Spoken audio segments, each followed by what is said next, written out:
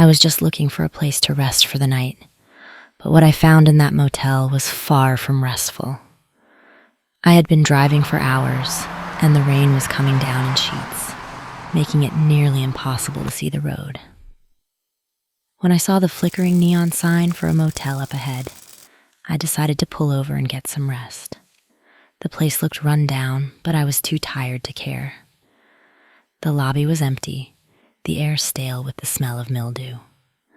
A bell on the counter was the only way to get the attention of the clerk, who finally emerged from a back room with a gruff expression. Transaction done, he handed me a key without saying a word, his eyes never leaving mine. As a woman, creepy shit with men isn't new, so I clocked it, but shook it off. I found my room at the end of a long, dimly lit hallway.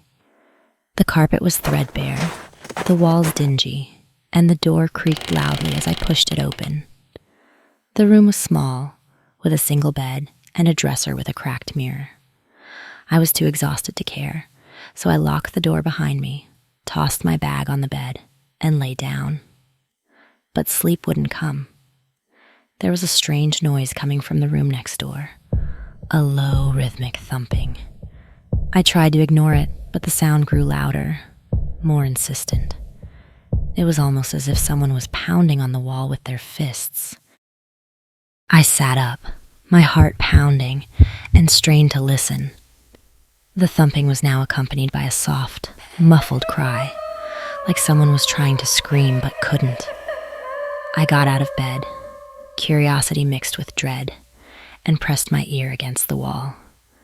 The sound stopped. I stood there for a moment, holding my breath, but the silence was deafening.